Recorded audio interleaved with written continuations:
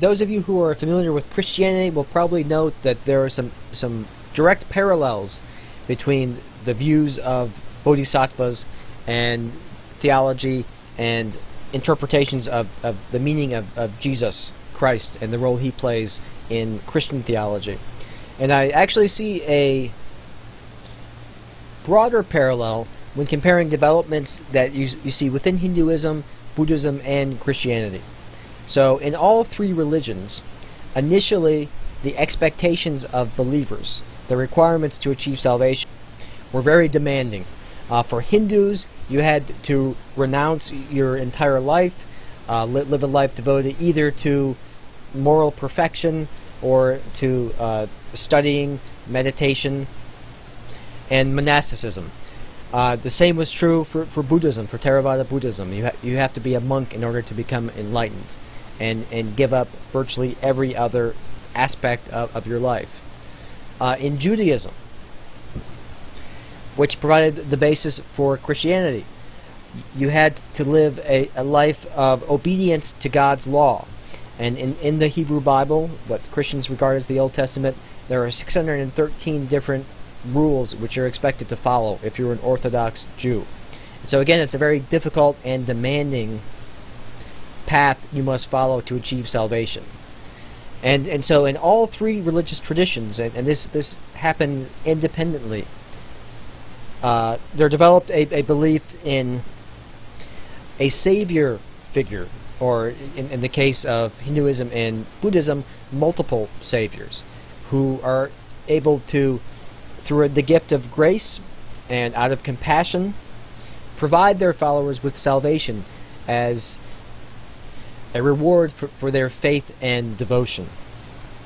It's almost as if the lay people decided that this is simply too difficult and there needs to be an easier, more accessible way to achieve our religious goal.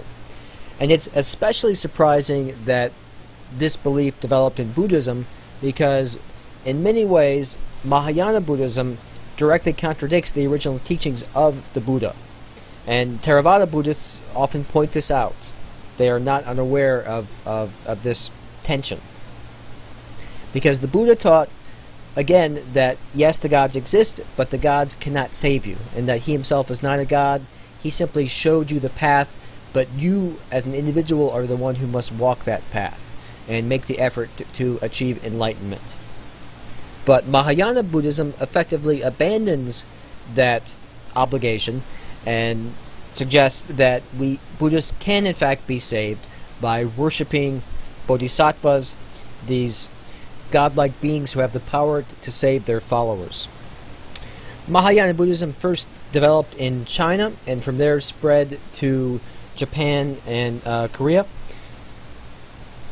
As occurred in India among Hindu rulers, some Chinese emperors embraced Buddhism and encouraged its spread.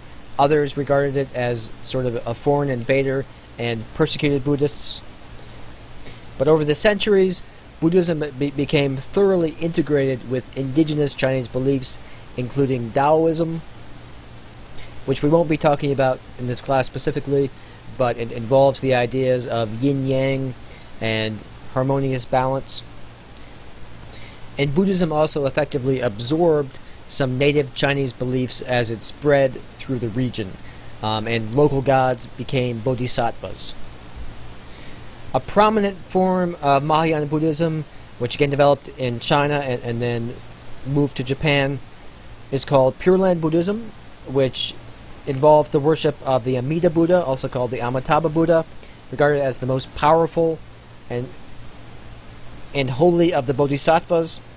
By worshipping him, by having faith and repeating his name over and over, and also meditating and practicing compassion, you can be released from samsara and enter the Pure Land, which is a place of eternal heavenly bliss. This is an image of the Amitabha Buddha from the Japanese tradition. So the grace and compassion of Amida Buddha moves with grace toward human beings. According to these beliefs, we cannot pull ourselves up by our bootstraps, and so we cannot save ourselves. It's only by faith in the wisdom and compassion represented by Amida Buddha that we develop the wise, compassionate mind